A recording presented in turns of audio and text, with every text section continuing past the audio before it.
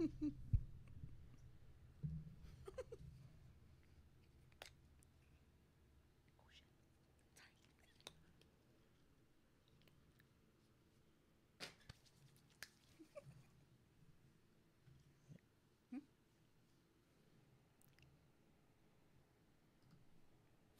everybody. Welcome back to the Nerd Report podcast. It is June 11th. 2018. We got a lot to talk about today. We're going to talk about, finally, it's here, the Halloween trailer that we've all been waiting for. It's finally here. And it's glorious. And it's pretty awesome, so we're going to talk about that. I had a chance to see Hereditary over the weekend, so we're going to talk about that. And we got another cool giveaway. Incredibles 2 merch coming your way, guys. All for you. It's going to be our final giveaway for in celebration of Incredibles 2 coming to theaters. Not our final giveaway. Well, not our final giveaway, but for Incredibles 2, yes. So we're going to talk about that. What else are we going to talk about? We're also going to talk about the Addams Family casting, as well as the casting of the Adult Losers Club for It. Yes, there's among many other. Well, yeah, one of Amanda's favorite movies. So we're going to talk about that and a whole lot more on the Nerd Report podcast for June 11th, 2018. Stick around, everybody. Here we go.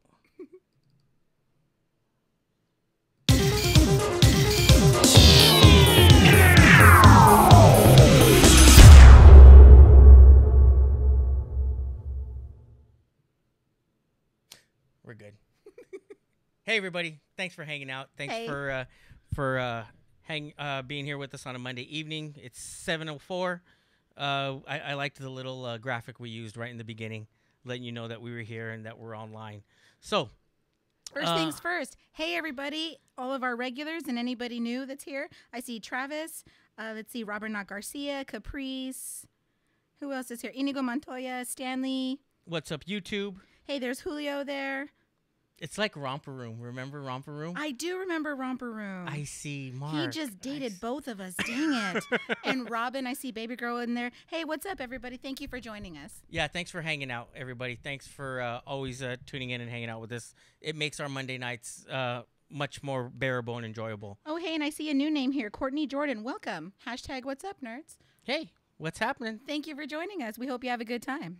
So, lots to talk about. So we're gonna kick it off. Like I said, this is gonna be our final giveaway for Incredibles 2 merch that we got courtesy of Disney and Pixar, and it has a very, very cool mug with Edna Mode, darling. Edna Mode.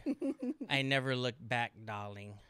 Of course, famously voiced by Brad Bird. There we go. And then there's the bag. And, oh, gosh, there's a bunch of goodies in the bag. We're going to go through it. So stick around. All we ask is that you must be a subscriber. You have to be a subscriber to the Nerd Report channel on YouTube, which you're watching right now. So as long as you're subscribed, we're going to throw a question at you. You kind of know if you've been hanging out with us how it's going to work. So that's how we'll do this. And it's going to come a little bit later in the show. But for now, we're going to talk about geek news, nerd news, movie news, all that stuff in between. So we'll kick it off with, of course, the trailer we were really, really anticipating, really looking forward to. Halloween 2018. And that's Halloween 2018, directed by David Gordon Green. David Gordon Green, co-written by Danny McBride. That's right. Danny McBride of like Tropic Thunder fame. I know. And one of the best shows ever on HBO. Eastbound and Down. Eastbound and Down. Eastbound and Down. If you've never seen Eastbound and Down, you have to see the series. I don't know how many seasons it was. It was just so politically incorrect, so vulgar. I loved it. So off-putting, and you just love the guy. Yes. He was such an a-hole, but you loved him. So, yeah, co-written by Danny McBride, executive produced by John Carpenter, and, of course, starring Jamie Lee Curtis and featuring Nick Castle as well. Absolutely. Returning as a shape. Are we talking about like what we liked in the trailer now? Or I'm like so excited, so stoked to talk about this. So yeah, we're gonna jump right into it. Everybody, we want to get your comments too and your thoughts on the trailer. I saw online some people were happy with it, some were kind of meh. I really dug it, and then we'll show you a picture of Nick Castle on set. We showed you this picture, or I think. Like right when it came out. A while ago. Yeah, right when it came out. I think it was on Twitter. I don't remember who, or maybe Instagram. I can't recall who posted it. But Yeah, Nick Castle's on set. We do know that there's somebody who's going to be primarily playing Michael Myers, the Shape. The Shape, but, yeah. But Nick Castle is reprising the role in some scenes. So, yeah, a lot going on. I'm so excited. All right, so we'll get Amanda's thoughts first, and here's another really cool picture from the set. With, of course, the man himself, John Carpenter. John Carpenter and Nick the Castle. The man, the myth, the legend, the genius, master of horror. So, Amanda, you go first. What are your thoughts about the trailer? I have to say that one of the things that I was most excited about is when the granddaughter's walking with her friends and they're talking about Laurie Strode, and she mentions, and when the one kid mentions, well, isn't that her brother? And she's like, no, that's just a rumor. Right. And so there we go. Boom. Everything else erased. Clear your mind. Pretend all of the other movies did not happen. I was really, really excited about that. I feel like we're finally going to get to see John Carpenter's vision of who this killer was. It was really like a nameless killer that Michael Myers, the person, ceased to exist on that night all those years ago when he killed his sister. Right. He ceased to be Michael Myers that day when he was 6 years old. So here we go 15 years later, and then now 40 years later. So I'm really, really excited about that. Visually, I thought the trailer was pretty stunning. It was very exciting for like a hardcore horror fan like myself. So yeah, I like the way they did kick off the trailer. Like you said, it was perfect just to set it up, saying, hey, all that stuff that you heard, it was just a rumor. So it's kind of laying to rest all the sequels that happened, part 2, 4, 5, 6. Yeah, they're laid to rest. I love it. I mean, while I do really like the H2O, which is, of course, 20 years later, Halloween 20 years later, and here we are another 20 years later. But that one as well has been, the term is retconning, right? Yes. Retcon. So, but I think that's really cool. I like the introduction to who Michael Myers is now because, of course, apparently he was caught that Halloween night. So, yeah, what we know from the trailer and is that, yeah, he was caught. He was incarcerated. What kind of stood out to me, too, I don't know if it's going to have any connection or correlation, but the people who are doing the investigation, and they say like the investigation of the Michael Myers, the like the mythos and whatnot. Yeah, the two, I guess they're like journalists, something like that. Yeah. Yeah, they're British. I don't know if there's a connection to Dr. Loomis because he was British with the British accent. I don't know. I just thought about that immediately. Maybe I don't know if there's a connection, correlation. I don't know. Rest in peace, Donald Pleasance. Of course, we'll miss him. But I don't know if if there's a connection there. What we do see is that ultimately they meet their demise based on the trailer. So well, at least she does. Oh no, he does too. Really? Yeah. Where do I? Okay, well then I have to watch it another time. Yeah. That's when. Do we see it or is it implied? No, we see it. It's in the trailer. You got to watch it. Okay, yeah, I do. I actually sat there and like dissected the trailer that morning. Okay, yeah. And then I fell asleep because no, and oh gosh, what were there were circumstances too because it was Friday morning. We were waiting for the trailer. We didn't know exactly when it was gonna hit, and then I think I just told you I sent you a message saying, hey, I just saw the trailer. And I sent him a message, and you didn't send it to me. I know. I tried to send it to her. But it was through a media account, so I couldn't send it. Then they finally posted it. But no, I saw it literally maybe about 12 times. I just watched it over and over Lewis again. also watched it like 10 times. And I was actually really happy. Lewis was so happy about the trailer. He was really expletive excited. So, and he kind of was a critical at first of The Mask. Because he's... Well, I guess maybe it brought back bad memories of Rob Zombie's Mask from the second movie, and I think that's what some people are talking about, where they have a little apprehension about the Mask is because it looks beat up and a bit dilapidated. You okay? Yeah, my chair is. I tried to do it so that way you couldn't spin. Okay. So yeah, I think that's where a little bit of the apprehension was because of the mask, the way the mask looked. Right. But I think the direction they're going, where hey, we still have the mask. Maybe it was booked as evidence, connected to the crimes. Just trying to think far ahead here. And then the presentation of the mask to Michael Myers in that yard. Right. Where everybody's having their outdoor time. Yeah, their outdoor time where they're chained. He's chained to like this big cement pillar thing. Yes. Yeah. And I like that it does also, though, go back to a more human or I don't know, normal-sized looking man. Mm-hmm. To me, which was always much more terrifying than what Rob Zombie gave us. Because, of course, a guy that's like 7'5" is going to be terrifying. Yeah. That. Under the circumstances, including, like, what is it, the coveralls and the mask and everything. Of course, you're going to be afraid of that guy. That guy looks like he could punch through walls like he does in the movie. Right. But the original Michael Myers, including but not limited to Nick Castle, doesn't necessarily look like he can pick someone up and impale them with a knife onto a wall. Yeah. It doesn't have to be. I think it just, a lot of horror movies became like with Jason or but not really Freddy, because Freddy was always kind of like a smaller, skinny, creepy guy. Yes. But like, it kind of became the trend for the slasher films to have a big, brooding, huge guy. Yeah, and it's sometimes successful. Like, for example, say Derek Mears, who was in the remake of Friday the 13th, which is a movie that I really, really liked. Or say you've got Ken Kersinger, who was not Kane Hodder. Duh. Who was Jason in Freddy vs. Jason? Well, and then it also it was the same thing with the remake of Texas Chainsaw Massacre. Oh, Andrew Bynarski. Yes. Yes. Yeah, he was in Latimer from the program, y'all. Right, and he was also in Batman Returns. Yes, that's right. Yeah. He's the son of Christopher Walken. Yes. But I mean, I loved that remake. I loved Texas Chainsaw Massacre. Those were the remake. really It was good. done really, really well. But yeah, it kind of lended to the thing of, they're getting these big brooding characters or people, actors, stuntmen to play these characters.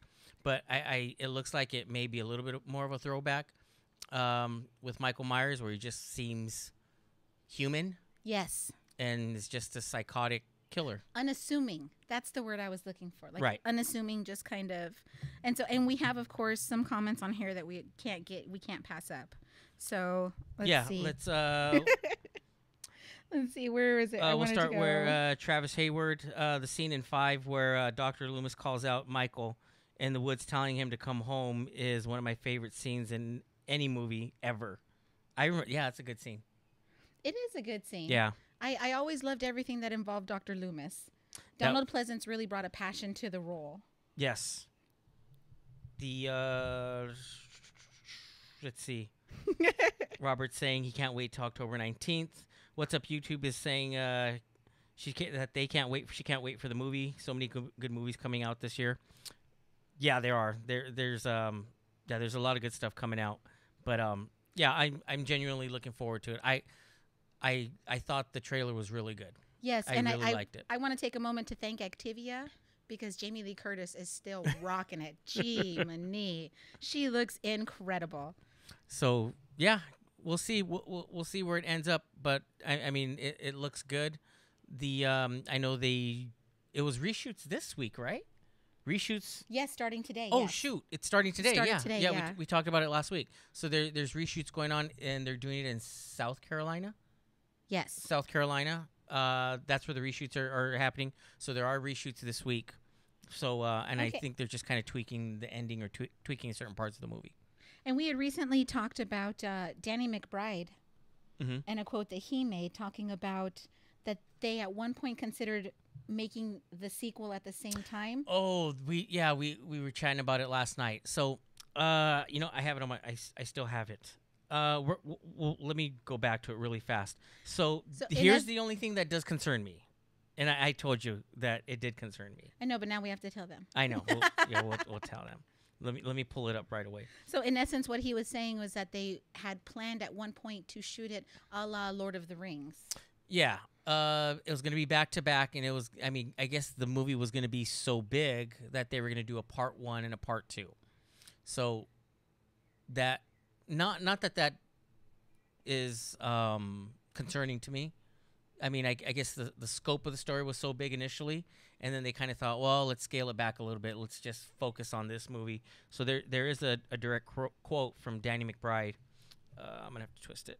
So according to Danny McBride, and this is him talking to Entertainment Weekly, we were going to shoot 2 of them back to back. Then we were like, well, let's not get ahead of ourselves. This could come out, and everyone could hate us, and we'd never work again. So let's not have to sit around for a year while we wait for another movie to come out that we know people aren't going to like. So we were like, let's learn from this and see what works and what doesn't. But we definitely have an idea of where we would go with this branch of the story, and hopefully we get a chance to do it. Now, So is that saying that they're already looking at sequel? And I would hope not. And I certainly would hope that they wouldn't be talking about it yet, because that kind of kills some of the suspense. Right. So I would just hope that nobody else would. Yeah. I don't know, make any more comments like that. And I love Danny McBride. No, that's what's a little concerning is are they looking at sequel already, or are they just saying that maybe the story initially was so big that, they consider shooting back to back? I'm hoping that they're not looking at sequel already. That's just my thought. They don't always need them, but I don't know. Maybe they're going to look to make this an entirely new Halloween franchise, the way they've been doing with like the Conjuring universe and whatnot. Right. Yes. So, I mean, it doesn't necessarily need it. It's not really necessarily. And Travis, I certainly would hope that Tyra is making a cameo in Halloween 2018. Or LL Cool J. Oh, yeah. Busta Rhymes. Busta Rhymes. Let's really set it off. Those are 90s superstars, if anything, right? So hey, LL is timeless. LL Cool J is hard as hell. He is. He's pretty timeless. But yeah, and yes, Paul Rudd was in Halloween 6. And yes. actually, in case anybody didn't get a chance to watch it, Lewis went ahead and did a countdown, and it's on YouTube at our Nerd Report channel. And it's the Halloween movies in order from the worst to the best. And mine is actually included on there. This guy didn't want to play those reindeer games. No. It's hard for me to, because I don't like the later ones as much as I like the first two, and I like 3. But I mean, if we're talking about just the Myers story, then it's just 1 and 2 for me. Okay. The other ones were okay. They're not bad. They're not horrible. They're just not at the level of Halloween 1 and 2. Well, my top 3 movies were actually, of course, John Carpenter's Halloween Part 2 and then H2O. And H2O? Yeah, and then I followed it up with Part 3, Season of the Witch. And like Travis, for example, he submitted his, and he omitted Season of the Witch because it's actually not necessarily part of the storyline. Mm-hmm. So, but yeah, that's just an example of. But yeah, to sum it up, we're extremely excited for it. It looks great. It looks. I don't know what else to say about it, but that's one of the ones I'm definitely looking forward to. Yeah. And you know what? I have mine right here. I'm going to run it down real quick. Mm-hmm. What I considered the worst was H2, which of course is Rob Zombie's H2. Coincidentally, Rob Zombie's Halloween. Were you guys counting Rob Zombie's movies too? Any movie that came out that was Halloween. Ooh. I have the Blu-ray 10-disc set. And his Zombies are movies included in there. Really? The Cos won't be making that money. Yeah, I just make that money. I just thought about that. That's true. So then I followed it up with Rob Zombie's Halloween. Then, and again, this is from worst to the best. That's how Lewis wanted to do it. I put Halloween: The Curse of Michael Myers, which is the Paul Rudd one, because I'm sorry, that one's a crap. Halloween 5: The Revenge of Michael Myers. Halloween Resurrection, of course, we were just talking about that with Tyra Banks and Busta Rhymes. Mm-hmm. But it was nice to watch her die. I'm sorry, she was already dead. Halloween 4, wow. And then of course I said 3, H2O, 2, and then Halloween. So those are my, in order, what I consider the worst to the best of the Halloween movies. Worst to the best? Yes. Yeah, it's just it's 1 and 2 for me. That's it. I don't. Yeah. Okay. So, see, but how do you? Because okay, my. He doesn't like sequels because he doesn't like joy. I don't like sequels for the most part. You know what sequel he really dislikes is Deadpool 2. Where is pay up? No, I like Deadpool 2. Yeah, but you lost. You lost our bet and you still haven't paid up. No, I like Deadpool 2. I liked Deadpool, the first one, more. That's all I'm saying. It's okay. You're entitled to be wrong as often as you are. As often? Yeah, I like Deadpool. The first Deadpool more. But okay, Deadpool 2 is really good. It is. It's very, very good. So that's how I feel about Halloween. I'm really, really excited. I'm hoping that the reshoots that they're doing doesn't undo perhaps an ending that I would have liked, whatever original ending there was. Because of course we're going to be able to see on like Blu-ray and special features and everything, whatever they changed. But I don't know. Yeah, I'm still sticking with 1 and 2. 1 and 2. 1 and 2 and I'm out. 3's good on its own. 3's good on it as a standalone. But 1 and 2 on I'm out. It's almost time, kids. Almost. So you got yourself a soda and you got me water? You didn't ask for a soda. I didn't know that was an option. This guy. There's a fridge right there full of them. So also, I saw it mentioned earlier, I do have a bit of a migraine and he's got the dead lights in here. So I know I got the bright lights going. I have my shades on today. Oh, the first time he brought in the new lights, they were right here, right in front of us and lower. And we were transparent. It was like looking into the sun. And he's like, what's wrong? The dead lights is what's wrong. I know. Anyway. So that's how we feel about Halloween 2018, the trailer. Right. So we can stick with the horror stuff. Okay. I saw Hereditary over the weekend. Ooh. So I did not. We were both you were looking forward to it as much as I was. I really was. I did not see it. I watched Solo a second time and Deadpool 2 a fourth time. You probably made a better choice. Oh. Okay. Although I love Toni Collette. I think she's awesome. Love Toni Collette, love Gabriel Byrne. Heck yeah. They're both great. So it's not bad. It's not a bad movie. I even took my kids wanted to see it. Right. My kids really, really wanted to see Super Hereditary. horror fans, his little ones. So yeah, my kids wanted to see it. So oh gosh, what time did we see it? Look at Travis is disagreeing with you. It was incredible. It's good. It's not bad. It's not bad at all. It just wasn't what I thought it was going to be. And it was a very, like I said, it's a very slow burn. Very slow burn. Halloween is a slow burn. The first Halloween. It's a little bit of a slow burn. But it's intended to be so. Yeah. But it masterfully hits where it needs to be at the right point, at the right time. Due in part to Dean Cundy's incredible cinematography and camera work. Mm-hmm. And Hereditary just felt a little too long to get where it needed to go. Oh dang! It's. Oh, and no spoilers. No spoilers. No spoilers. It is. I saw it as more of like almost like an art house type horror movie, which isn't bad. It's not bad. It's in no way a bad movie. Toni Collette does like a really good job. She's really good in it. Gabriel Byrne, I liked him a lot.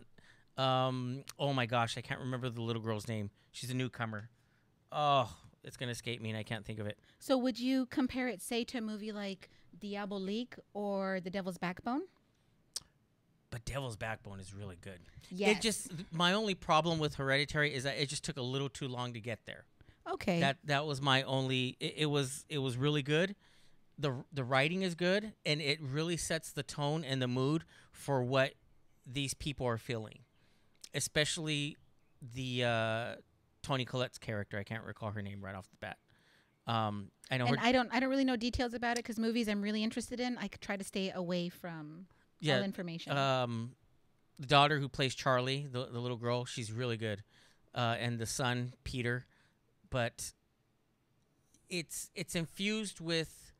It's a movie about family secrets. Mixed in with a little bit with like a hint of someone who could be battling or going through a form of mental illness, and there's a supernatural element in there. It's all mixed in there, and it does pull it off towards the end, but by the end, I just felt almost tired. Like it took us this long to get here. So is it akin to maybe an M. Night movie? M. Night Shyamalan? No. Okay. No. It's just it just felt really long. And I'm not gauging, how well a movie is based on my daughter's reaction. But my 11-year-old My 11-year-old was very excited to see it. She'd been asking me, "Are we going to see it? Daddy, can we see the movie?" I wanted to go see Mr. Rogers. Won't You Be My Neighbor? Travis saw that too. I I was planning on going, but I had I had some stuff going on, so I couldn't make the show in LA because it's only showing in limited release. But so we made a decision. Okay, let's go see Hereditary because the kids really wanted to see it. And we walked out. My daughter goes, "I don't get it." So I was like, it took a little bit of explaining. But it's not a bad movie. It wasn't. I don't think it was marketed the way it should have been. Maybe the marketing is what threw me off. Okay. That could have been it. I was just anticipating something a little bit different. There were limited scares, and I think I've told you I'm not a huge fan of like the cheap jump scare. Yeah. I'm not a fan of that. But it had very limited scares for me. And I think that's why I was a little disappointed with it. Okay. But again, it's not a bad movie. It's not horrible. I've read, there's people going online saying it's a horrible movie. It's terrible. It's crap. Absolutely not. No way is it a crap movie at all. It's good. It's just not what I thought it was. Right. And it's not as scary as I wished it would have been. Okay. That's all. Travis here says it's more Rosemary's Baby than an M. Night movie. That's what I thought. I was thinking more Rosemary's Baby, but which for me is kind of slow. It's slow. Like I said, it is a slow burn. But yeah, it just doesn't have the horror impact that I was anticipating. But yeah, that's just the way I thought of it. Okay. But then again, you thought it was scary, so. No. I didn't say it was scary. I thought it was good. I thought. But it's supposed to be scary. It's supposed to be scary. There were some parts that were scary. Like my kids love love it. When he was doing this, is that when it was scary? My kids love it. Love that movie. My daughter loves that movie. And there's actually from Entertainment Earth. I should look for the picture. Their Entertainment Earth is doing a San Diego Comic-Con exclusive. Georgie's Boat. Oh. No, don't say oh. I just said oh. Now I'm trying to be supportive, and you see how it goes. Trying to be supportive. Get out of here. Hi, Ed Gal. Thank you for coming back.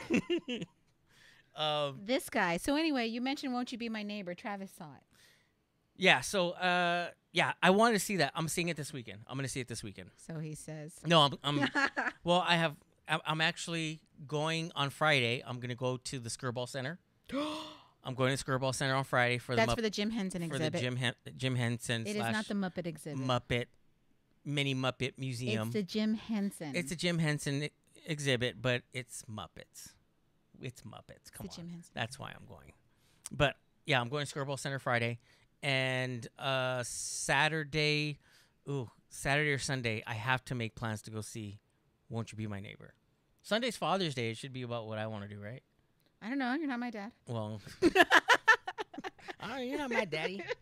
I'm estranged from my father. So, yeah. Okay, cool. But no, go see it. Go check it out for yourselves. That's all I'm saying is that I don't think it was just marketed correctly. That makes sense because there were even stand-ups in the movie theaters without even a release date yet. Yeah, I just thought it was going to be much more, I thought it was going to be scarier, and I thought it was going to be just more scares in it, and it just wasn't there. That is how I felt about it. We can have that debate again when we're done. Well, we're going to but speaking of it, we're going to talk about it. So. Did you see that segue, guys? See that? Boom! Like nice smooth transition. And I don't even have any it pictures. You did that on purpose. What? I was sitting right here writing the note. Where's There's my Pennywise. Oh no, we're talking about talking about the new one though. I banished his to on top. Here, we'll go with this picture. Okay, so it news. So we're gonna be like that. Hold on. In Stephen King's It News. No, I'm just kidding. I know. I know because you'll take it and throw it. Tim Curry. Thank you. So give us some It news. Okay, so It Part 2 has cast the adult losers. The Losers Club is complete. They're set. They are set. So let's see here. Let's review. We have Isaiah Mustafa is going to be the adult Mike Hanlon, and you might know him best from the Old Spice commercials. Yes, he's the Old Spice dude. That is not Terry Crews. Right. The other guy.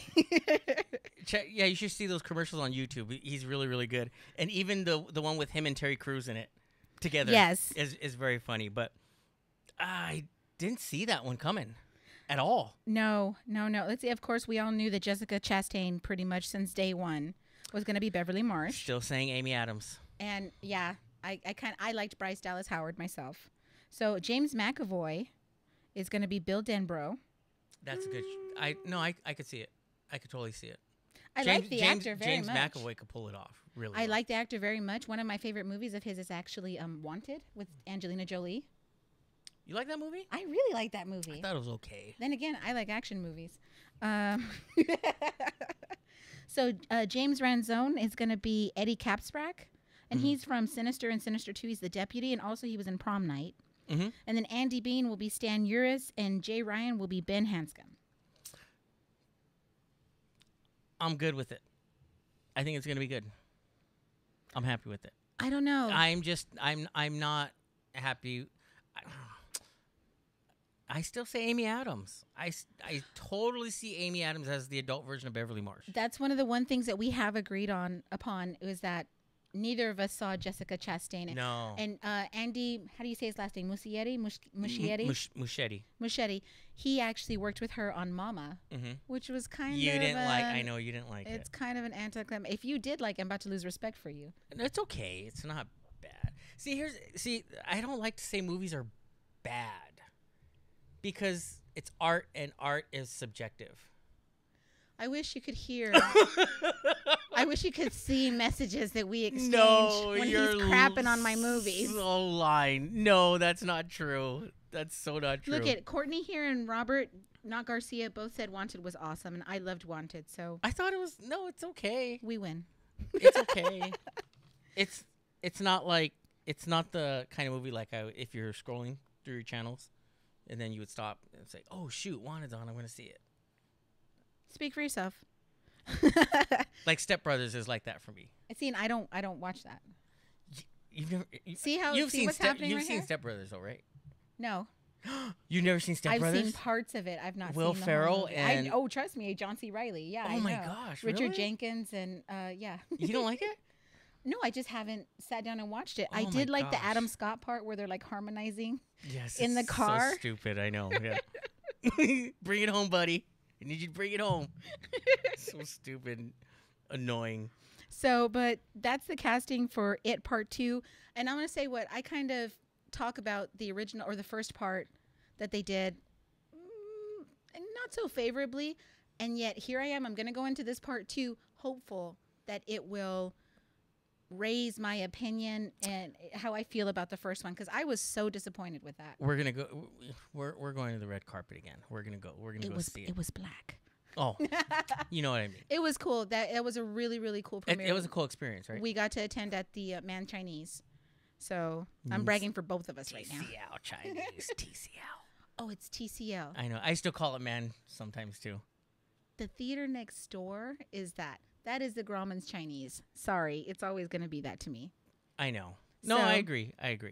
Okay, so that's All what we these got going crazy for. new names. And it was really cool because they had a bunch of Georgies come in from either side of the screen, and forward and like walk up the center aisle with their yellow slickers and like a red balloon. So it was like a whole experience. No, yeah, it was really cool to be able to attend that. We were doing the press stuff outside, because I remember I saw you guys going in and it was hot. And he didn't say hi. No, I saw you guys going in after. I mean, while we were still on the carpet, still doing interviews because I was doing the camera. I saw you guys. They were letting you guys go in first. Yes. And then here's the funny part. So, Bill Skarsgård. Yes. He was running late, and that's who we wanted. So we got everybody else, and it's on. I believe it's on the Nuke the Fridge.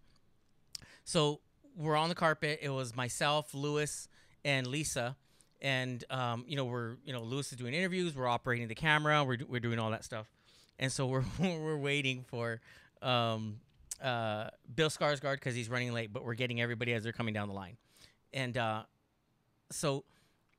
I know we hear that he's coming, but Lewis tells me, hey, man, the movie's about to start. Just go ahead and go in. And so it's different because they give you the ticket and you don't know where the seat is because it doesn't quite correlate with the way the normal seats are when you get a reserved seat. It's a little bit different. So I finally find my seat, and just as I find my seat, the lights are going down. So I get in just in time because everybody is seated in the theater. Everybody's already there. And then here comes this moron, like, excuse me. This nerd. Excuse me. Coming in, like, I felt like so embarrassed because everybody was seated. And when you go to these, because the producers and everybody who worked on the film is there, when the names come on, people clap. Mm-hmm. So, because you were in there, you heard it, right? I know. So, like directed by Andy Muschietti, and people start clapping. And so I felt bad because I'm coming in like a dork, like saying, excuse me. Oh, I'm so sorry. Oh, I'm sorry. And people are like clapping as the names are coming on. Okay. It was awkward when he started waving. So I sit down and I'm like, oh, thank God. Okay. The movie's starting. And then who comes in as the movie is already going? Louis and Lisa with all the camera equipment. Like, you guys were embarrassing me. I was like, oh my God. Here they come with all their camera equipment. Like the backpacks and the tripod, and I was holding everything. I was cold chilling next to Eben from Mad Monster talking horror movies. it was kind of funny because they had all the equipment, and I was just embarrassed because I had to walk in late to the while everybody's clapping for the movie and the names, and here's this dork coming in saying, "Oh, excuse me, sorry, can't take you no place." do you know where the seat is? So yeah. But yeah, I'm looking forward to it. I'm gonna try to look up try to find the boat from Entertainment Earth. Let's see if I can find the image of it. Oh, there it is. Oh, that's kind of cool. Let me try to get that up for you guys. But I have like newspaper and fake blood. I could do that. You are such a Debbie Downer. On this movie, yes, I am. Oh my goodness. Should have been better. No, it's fine. Hang on. Let me. But it's Pennywise. It's not supposed to be fine. It's supposed to be outstanding. It was good. Okay, so what else do we got to talk to the other people about? No. Sorry, he's got his picture. Yeah. Last week we had no pictures. This week I know, we have 100 right? pictures. It was total technical issues, and I was so bummed. Did everybody like our Darth Vader Death Star intro? Yeah, that was your picture that you found. So I used it because I thought it was pretty cool. So for everybody going to San Diego Comic-Con, who's ever going, here is the from Entertainment Earth. They have this exclusive at San Diego Comic-Con, and I'm just going to throw it up here really quick just so that way you guys can get a glimpse of it. So that one is going to be at San Diego Comic-Con, Entertainment Earth booth, and there's a huge line for Entertainment Earth. So if you want this, you'll have to probably go early and then get in line and then wait till you get to the front of the booth and then get some of your exclusives. They always have really cool exclusives. And then I did the, who was it? The other company last week. For the exclusives, the San Diego Comic-Con, Teenage Mutant Ninja Turtles. Dang, who was that in the GDT? NECA. Was it? Yeah. All right. Yes, it was. Yeah. I don't even know if I still have those pictures. I probably don't. Travis is over here. It was perfect, you haters. That's right. I don't like it. See, I thought it was great. It was entertaining. It was paced very well. Parts were scary because I saw that movie. I saw that movie I think 4 times, and my kids I took it to see twice. I saw it once at the premiere when you were there, and then the other time I took my nephew, and my nephew was genuinely scared. He like screamed in a couple scenes. How old is your nephew? He is 12. Gonna be 12. I was in my late 30s. Not scary. Okay. So that's the exclusive. Yeah, so that's the exclusive. So check San it out, Diego guys. Comic-Con. In case you're ever interested and you go to cons, I don't know if they're going to be at San Diego Comic-Con, but Little Shop of Gore is my absolute favorite horror merch dealer, retailer, whatever you want to call them. They make the most awesome. They're the ones that made the little VHS. They make the VHS boxes, but they're actually matchboxes, and they make them look like VHSs, so VHS cassettes. So definitely also look for Little Shop of Gore. Inigo Montoya saying it was not scary. Yeah, we could talk about it all day. I wholeheartedly agree with Travis that it was perfect. All right. And my partner over here is hating on it. That's right. That's true. But you know what? We got to keep moving. We'll keep moving. So let's talk about some happier stuff. Let's talk about. I'll give you my I can give it to you now. I can give a full review for this movie that I saw. When did I see it? Last week. Yes. Yeah, I saw it last week. Last Thursday. So we're going to talk about Incredibles 2. By Pixar and Walt Disney Animation Studios, directed by Brad Bird. I think this is probably one of my favorite superhero movies. Really? Yeah. I liked it more than I liked Infinity War. Wow. I liked most things more than I liked Infinity War. I think I liked it more than Black Panther. Wow. And I definitely liked it much more than Justice League. Well, yeah, most people didn't like Justice League. So, Incredibles 2, like I said, it's directed by Brad Bird, who directed Ratatouille. Well, first of all, directed Iron Giant, which is so underrated, and it's really gaining a cult following now. Well, not it really has a huge following now, but Iron Giant is so good. An extremely limited edition merchandise. Yeah, extremely limited availability of merchandise for Iron Giant. Right. So, yeah, I really like the movie a lot. He started out at Disney and then I think ultimately left. I don't know if he was fired or if he left. I don't remember the story. But and then went and did some other movies and then was hired to come work for Pixar. Did Ratatouille. Did Incredibles, and this was before. Does anybody like Ratatouille? It's good. It's fun. It's good. It's not phenomenal, but it's good. It's enjoyable. I saw it. I just recently saw it again. It was on on purpose. DirecTV. Yeah, it was good. All right. Oh. So go ahead, continue. Oh. So yeah. Okay, Incredibles 2. My thoughts on it and my review. I liked it a lot. Really, really good. It's gonna pick up exactly where the last movie left off. Okay. So there's nothing that's left unturned. So it's it's seamless. It goes right into the events of the last movie. It picks up right there. What can I say? What can I not say? Okay. I don't know what I cannot say. I don't want to. I don't want to spoil it. Perhaps he would have considered. Well, yeah, I don't want to say too much. It's and just like the first movie, it really is a story about family. Like the superhero is second to the family story. Okay. So we find them in a different place. Of course, because like everybody else, your house is blown up by a supervillain, so they don't have a house.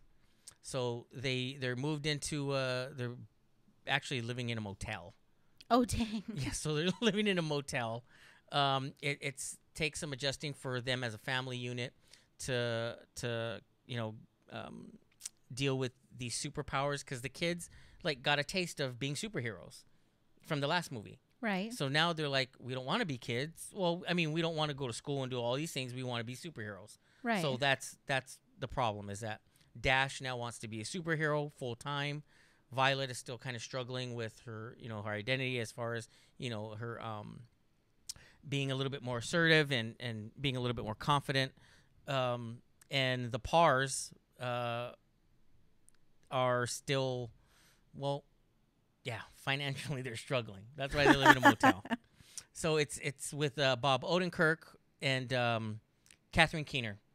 Oh, okay. So they play siblings who are looking to reestablish the superheroes, and bring them back into the forefront, and that's where everything ensues from there. There is a couple funny, really really good scenes. I mean, it's not a spoiler, but they live in this house that is not a family house. They're put up in this house that is like a swinging bachelor pad. Oh, sweet! It's like a total throwback to the '60s Palm Springs, Frank Sinatra live in, Oh, no, have the a Rat martini, Rat Pack era. That's what the house is like.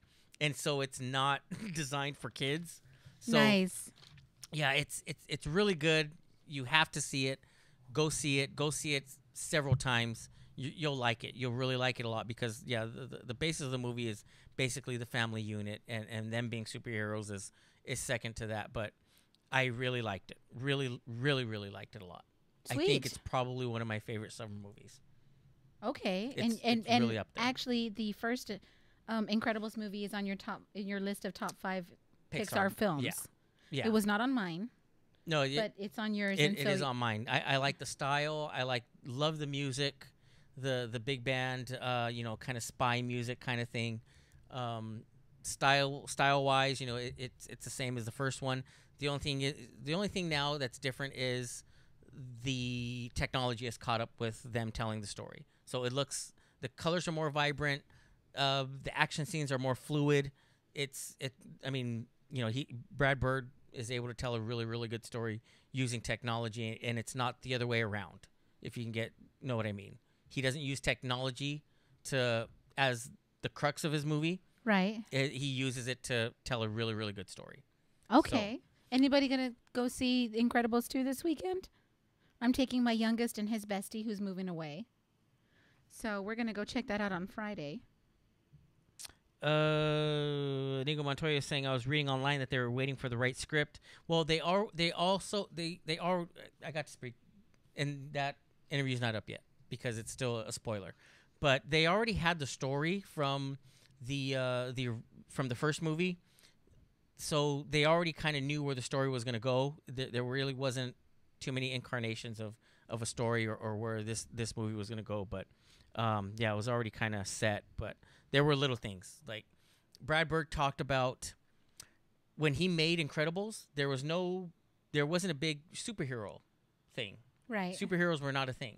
Absolutely. Yeah, in 2004 when Incredibles was made, superheroes weren't really a big thing. Absolutely, yes. So he talked about in the press conference, his anxiety now that, superheroes and Marvel and, all these, huge big budget movies, and he's like, oh my God, how am I going to do this? This is like oversaturation of the market. People aren't going to watch my movie. So yeah, I mean, he really went into some detail about, his inner feelings about bringing, the second movie to life and some of his apprehensions, but they pulled it off. Very, very good. So go see it. All right, so if you don't like it, here he is. You'll like it. And then I wrote this on Twitter. I don't know who has Twitter. I know you don't have Twitter. No, I don't. Bao from director Domi Shi she's the first female director to direct a animated short, all her own. I saw it a second time. Did you cry again? I He cried again. You think of all the times he harassed me about crying at movies. Were you crying again? This fool cried again. Same movie. I knew it's not even a real movie. I knew what was gonna happen. It's like 10 minutes long. I know. I knew what was gonna happen. Oh, actually, no. Doesn't it also have the distinction of being the longest of the shorts? It's 7 minutes. It's almost 8 minutes. It's 7 minutes and something seconds. I can't remember exactly. I don't remember. But it's almost 8 minutes long. And my quote. And I don't know when I'm ever going to get quoted. My quote was, Bao is an excellent appetizer to Incredibles 2. Come on. Give me a quote. That reminds me of the walrus and the carpenter. No. Come on. The little oysters. No, and not like that. That's horrible. They were murdered and massacred. Yes, they were. But yeah. Okay, well, bravo. So with my what quote. Are they called? Tweets. Well, yeah, because Twittering. Yeah, they'll want you to give like a reaction to the movie. Oh, so okay. They'll ask you, hey, can you do a reaction to the movie? What are your thoughts? So yeah, I genuinely like it. Okay. Genuinely actually like that movie. So I'll probably see it again. I'm going to see it again. Well, the time is passing quickly. Let us show the people and ask the people the question for the giveaway. What do you say? Cool. Do you want to do it now? Or do you want to wait? Yeah, no, we can do it now. Yeah, I know. That's what I'm looking at. I know. You're more astute to it than I am because I wasn't even paying attention. Yes, I am. I was fawning over Incredibles 2. Fawning. Okay. Yes. Fondling. I was like, no, that's weird. Fawning. Fawning. Not fondling. So Okay. you have the question, but before we get into that, okay, let's take a look at it. So, like I said, courtesy of Pixar and Walt Disney Animation, a very, very cool, and it's hot or cold mug. So you can, and it, where's the thing at? 8 hours, it'll keep your drink hot, and 24 hours, it'll keep your drink cold. Ooh. So very, very cool. Fancy. So I never used it, guys and gals. Everything's still in there, although I contemplated. But he's touching it all now. I so know. wash Well, it. you're gonna wash it it anyway. You're gonna wash it anyway. I did contemplate keeping it because I wanted to, but yeah, it's very sturdy, very heavy duty, and along with that, very cool bag. You can a see cool through bag it. you could take to like stadiums, probably. Oh yeah, because it's see-through stuff. Yeah. Let's see, and then it comes with an action figure. Who is it? Oh, it's Elastigirl. Elastigirl action figure, and then I showed you these two short arms. Elastigirl wouldn't have that problem. Elastigirl should have reached in there and grabbed it for me. Incredible summer postcard set from Walt Disney World. So a series of postcards with Pixar animation stills. So that's pretty cool. So you'll get that. There's more in here. I know there's more. Oh, there's so much. There's like a newsletter and some other stuff. Yeah, there's a newsletter. There is... Violet, dang. A Pez dispenser. A Violet Pez dispenser. A Pez dispenser, y'all. Okay. And then there's this little thing, and I don't know what it is because I never opened it. But something's in there. It's like a mini action figure, but it's like you guess which one you get. Yeah, it's a surprise. It could be Jack Jack. It could be the Underminer. Could be Elastigirl. Could be Frozone. There is a funny line in there where Frozone is about to cuss. He says, "What the?" And then they cut him off. Of course, not today, Nick Fury. Of course, voiced by the very, very cool Samuel L. Jackson. Oh, yeah. So is everybody ready? I'm ready to ask this question. So, okay. So before she asks, again, you have to be a subscriber to Nerd Report on YouTube. You have to be a subscriber. And we're going to ask you to leave your answer in the comments. And the first person who answers correctly gets it. And we'll mail it out to you. You're going to have to email us your physical address at nerdreport@contest.com. So the email address is nerdreport@contest.com. So that's where we're going to have to get your physical address. Email us there, and we'll get it out to you. Okay, so do you want it to be the two-parter or just one? Let's do the two-parter. Two-parter. We don't want to make it too easy. So again, this is for you guys. You get all that cool stuff. Okay, so ladies and gentlemen, boys and girls, children of all ages, the two-part question is, let's see, what is the alma mater of Brad Bird, Henry Selick, and Tim Burton? That's the first part. What is their alma mater that they attended? They all attended the same school. Second part is there's an Easter egg that is put in all of the Pixar movies. It's like an inside joke Easter egg created by the alumni of this particular school. Found in all the Pixar movies. What is that Easter egg? That's tough. And this is not something I looked up. This is something that's up here in my noggin. The second part is tough. So my 9-year-old can answer that, by the way. Let's see. I don't see any. Anybody?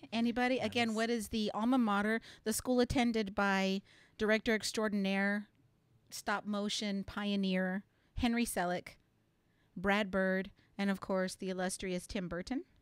Yeah. And what is the Easter egg that alumni of this school?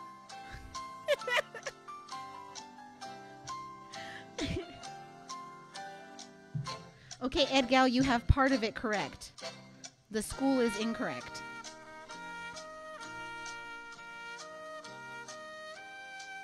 Sorry, Travis, the lamp is not it.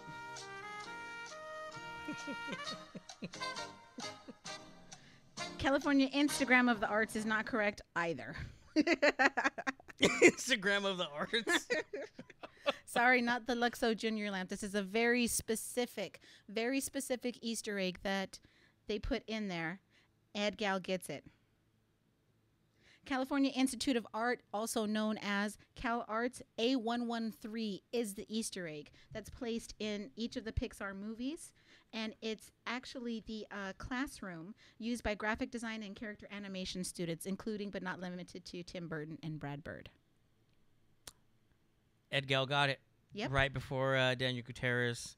What's up, YouTube? You got the school, California Institute of the Arts, Cal Arts. But Yep. yeah, Ed Gale it was got a in there two-parter. right there.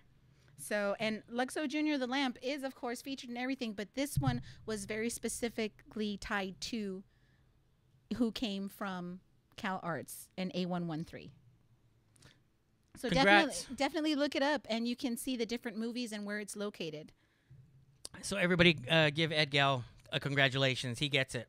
He gets the mug and all the cool stuff inside the bag. Yeah. So right on. Congratulations. Thanks for watching. Thanks for tuning in and chatting with us. So okay, so there's that. Can I move on to something else? Are we not? Yeah. I was just reading the comments. He can't do both. Well, hey, everybody, I saw something really cool that I wanted to share with everyone. A lot of us are collectors and, have a lot of pop culture stuff. So Profiles in History is an auction house. Let's see, they actually had a booth at Monsterpalooza, and some of the things that you could see there was like an Audrey 2 inside the can. These are all screen-used props, and also from, like, say, Beetlejuice, the heads of, what is it? Oh my gosh, why am I blanking on the Maitlands? The Maitlands heads when they become scary, so they can try to scare the Dietzes and everything. So I wanted to tell you they had a very huge auction that made over $6 million. Took 4 days to take place. Icons and Legends Hollywood auction. I wanted to tell you some of the items that sold. So for example, the syringe that Vincent Vega uses in Pulp Fiction went for $8,960. Jeez. A Death Star prop from Return of the Jedi sold for $240,000. Gosh. Also from the original Star Wars, Alec Guinness's lightsaber went for $132,000. Wow.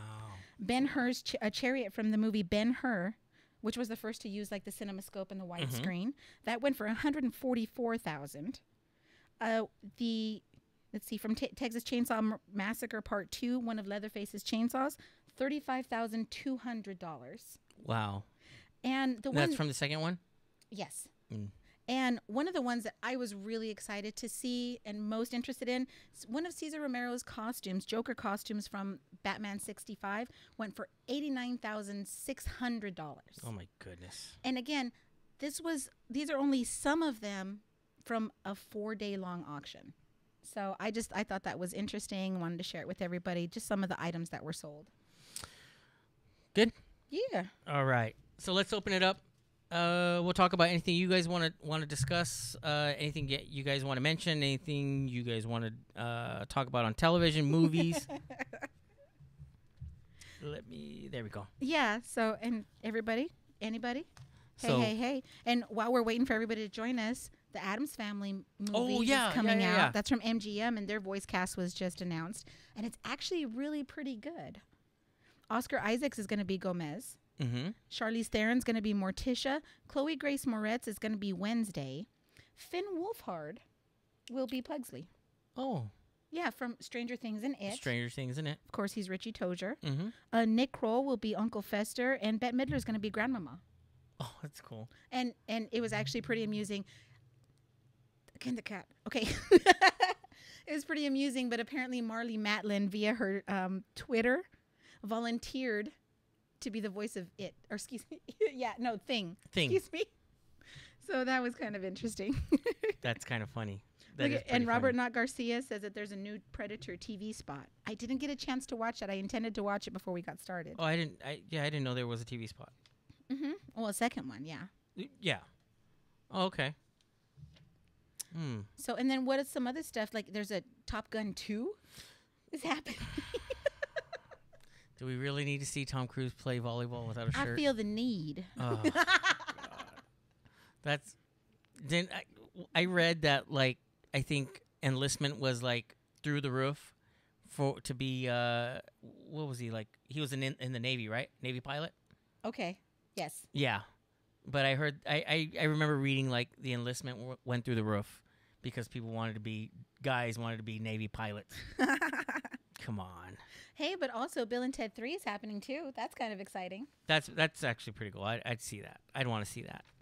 So. Let's see. What else do we have going on? Well, we do have San Diego Comic-Con is next month in 5 weeks. In about 5 weeks. Son of Monster Palooza is in September. Son of Monster Palooza. Well, no. Hang on. Midsummer Scream. Midsummer Scream, end of July. So Midsummer Scream is at the end of July. So it's the week after San Diego Comic-Con. Okay. So San Diego Comic-Con is coming in July. He's going to be so tired. I know. I'm going to be exhausted. We have some really cool ideas and some stuff we want to bring you guys and some interviews we're really hoping to get. So we hope that we can bring that to you, not only to share with you, our audience, but we're also pretty excited about who it is we want to get a chance to talk to. Travis Hayward is saying Val Kilmer is returning. All right. And look, Daniel Gutierrez says, "Take my breath away." Take my breath away. I remember roller skating. God, you're old. Let me finish. With a girl holding her hand to that song. That's blasphemous. You shouldn't even be able to call that Berlin. At Whittier Skateland. That's true. Oh, my God. Yes.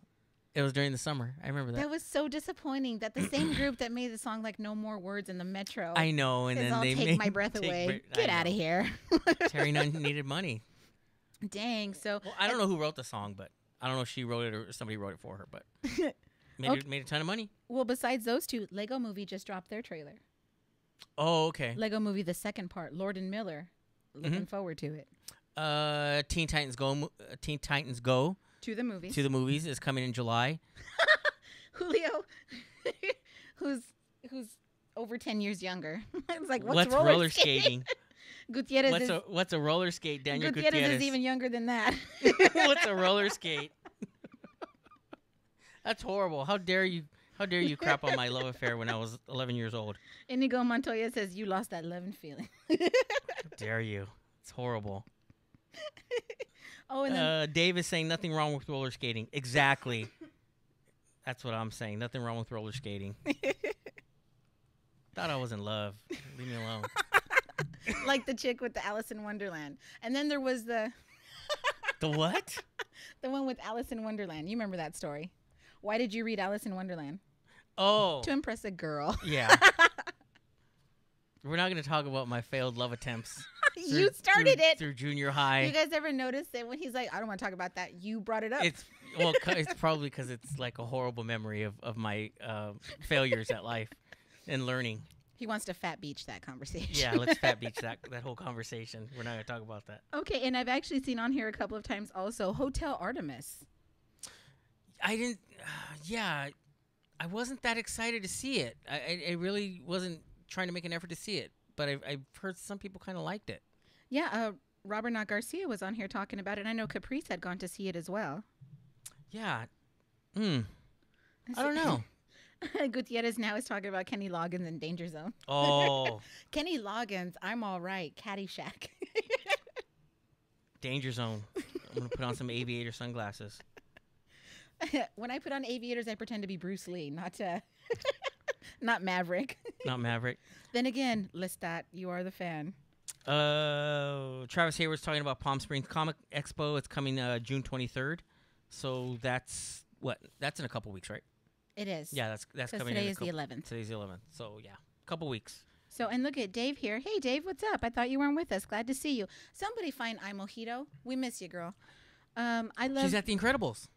Oh, she went? Yeah. Didn't I show you the text? No. You got it too. I didn't open it.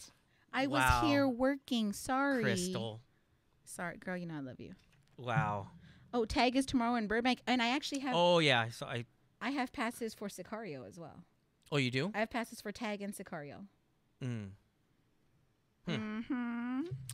Like I said, this weekend Friday I'm going to Skirball Center for the Jim Henson Experience. Dude, you don't even try to make plans with me anymore. Whatever.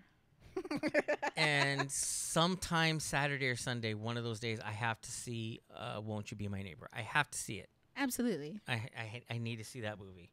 Dude, you should wear your cardigan. Oh, it's too hot. Yeah, but Mr. Rogers. I know, but it's too hot. There was one day that I showed up, the most recent time I wore my cardigan here on the show. I showed up, he opens the door, and he's wearing his identical blue cardigan. I know. I said, one of us is going to have to take it off. And you come into my house, and I end up folding. I'm like, okay. I was like, where? We'll look like twins from hell. Like, yeah, okay, I'll just take mine off. Stan Thorne said they filmed the roller skating scene from the Buddy Holly story at Moonlight Roller Rink in Pasadena. Really? I was an extra, but they cut out my scene. Oh, no. But isn't the Moonlight in Glendale? Was there another one in Pasadena? There could have been another one in Pasadena. Could have been. I'm from Glendale, and so we still have a Moonlight there.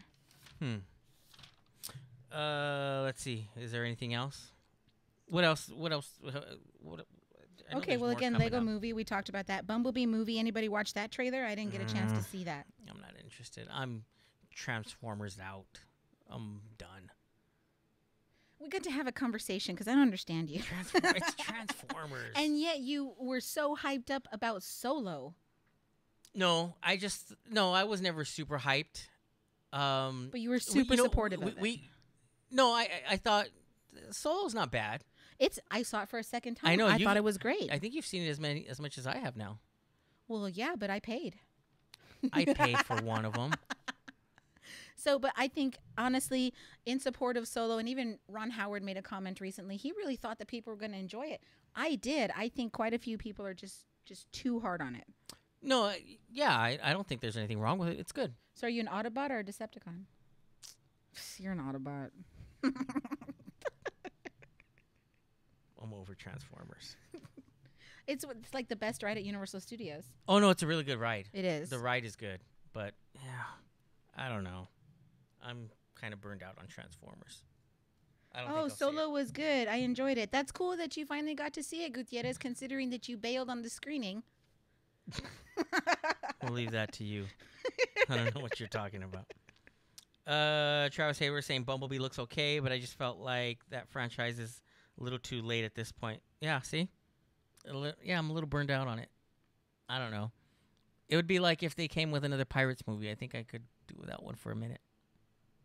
I really liked the Pirates, the last one, though. Oh, I liked it. With Javier Bardem. Yeah. That Spanish thing bothered me. He just doesn't speak to his crew in Spanish for some reason. It's one of our first conversations, like, ever. Yeah. Travis Hayward is saying that Vista is going to be screening Terminator 2 in 35 millimeter. Oh, sweet. I still have yet to visit the Vista, and I really want to. I've not. The one and only time I was going to go is they were showing a screening of Elvira with one of, like, the last prints available, and she was going to be there, and I didn't have a chance to go. That's where I saw, the vampire movie with Willem Dafoe. Shadow of the Vampire. Shadow of the Vampire. Yeah, I saw it there. Limited screening. Wow. Okay. Do we have anything else? Did you know Morneau's head was stolen from his grave and never returned? Who? The director of Nosferatu. Murnau? Murnau? Yeah, his skull was stolen from his grave and never returned. Really? I was watching something weird the other day. Oh, I didn't know. I didn't know anything about that. I didn't know that fun fact. I did. I'm kind of creepy, guys. All right. I think we're good, right? I think so. So yeah, just to recap, yeah, we have San Diego Comic-Con coming up. Just to recap. My producer's over there screwing things up over there. My producer. Okay, so I hope that there was no technical difficulties today. No technical difficulties. Thank you, Best Buy in Downey. Thank you, Downey Best Buy. You're the best. Thank you for correcting Montebello's mistake. Oh. That's all I'm saying. Thank you for correcting Montebello's mistake. Very good on you, Downey Best Buy. So, yeah, there shouldn't be any more interruptions. No. Because I fixed it. All right, so we good? I think we're good. Awesome. So, once again, congratulations, Ed Gal, who are going to get that stuff out to you. And thanks again for hanging out with us. Please like the video. Like this, the Nerd Report that we're streaming right now. I know. When we hey say everybody, thanks for joining us. It's been a pleasure tonight. when we say like we're done, it's like all right, let's get this all out. It's like so we can go. being in a Mexican family and trying to leave. And it takes half an hour. I know, because you're telling everybody, okay, I gotta go. Because okay, you go bye. and you say bye to your Bye. tia, See but ya. then like other conversations start, and it's like a half-hour process. It really is. It actually is. So, once again, thanks everybody. Please like the video. Please share it. Let everybody know what we do here every Monday night, 7 p.m. Hang out, talk movie stuff, geek stuff, all kinds of stuff, and things that you guys want to talk about. And if you ever have an idea that's something for us that you'd like us to research and talk about on the show, by all means, either send us a message or post it on Facebook or Instagram, whatever you like, and we're happy to go ahead and address that. Yeah, absolutely. Exactly what Amanda said. Just shoot us a message, and we like to talk about it. And you guys have some great ideas too, and we're open to that. Like top fives and countdowns and things like that. Totally, absolutely.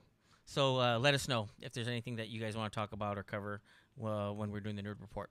So, again, San Diego Comic-Con coming up, Midsummer Scream.